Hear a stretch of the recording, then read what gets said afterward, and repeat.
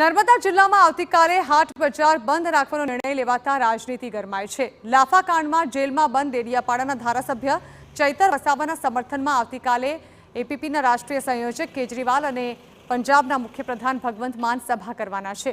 પંજાબના મુખ્યપ્રધાન અને દિલ્હીના પૂર્વ મુખ્યપ્રધાન બંનેની ડેડિયાપાડાની મુલાકાતને ધ્યાનમાં રાખીને પોલીસે સુરક્ષાનો હવાલો આપીને ગુરુવારે ડેડિયાપાડામાં હાટ બજાર બંધ રાખવા માટે સૂચના આપતા મામલતદારે હાટ બજાર બંધ રાખવા નિર્ણય કર્યો છે।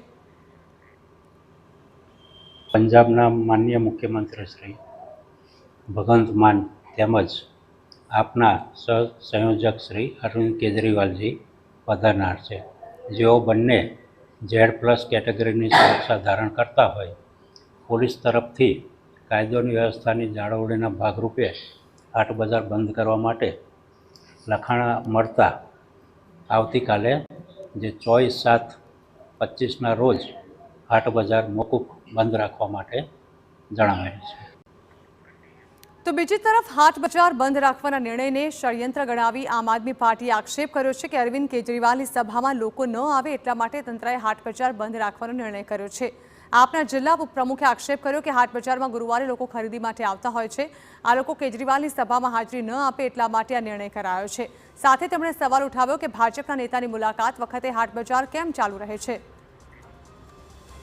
અત્યાર સુધી ભાજપના બધા જ મંત્રી આવે છે, ગુરુવારે કોઈ પણ પ્રોગ્રામ એ લોકોનો પણ ગુરુવારે હોય છે, પણ ગુરુવારે એ લોકોએ હાટ ચાલુ જ રાખે છે। પણ આવતીકાલે 1 લાખથી પણ વધારે પબ્લિક આવવાની છે અને પબ્લિકને કઈ રીતે રોકી શકાય એના માટે એ લોકોએ આવતીકાલે હાટ બંધ રાખ્યો છે એવું અમને લાગે છે।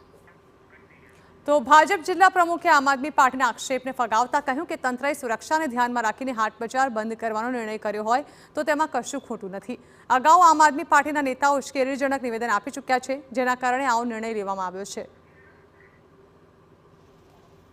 કે જે પ્રકારના સ્ટેટમેન્ટો મીડિયામાં આપ્યા હતા કે અમે ધારિયા લઈને પારિયા લઈને ઘેરાવો કરીશું અને હિંસક પ્રવૃત્તિને બાકીના પણ એના સિવાયના પણ ઘણા લોકોના એવા સ્ટેટમેન્ટ છે કે જેમાં કાયદો અને વ્યવસ્થા બગડે। હવે જ્યારે બે રાજ્યના મુખ્યમંત્રી આવતા હોય, એમની Z+ સિક્યુરિટી છે, સાથે સાથે એક અરાજકતાનું વાતાવરણ ઊભું કરવા માટે જ એ લોકો આવે છે એવું પણ સ્પષ્ટપણે દેખાય છે। એને ધ્યાનમાં રાખીને કદાચ વહીવટી તંત્રએ કે બાકીના લોકોએ આ નિર્ણય લીધો હશે।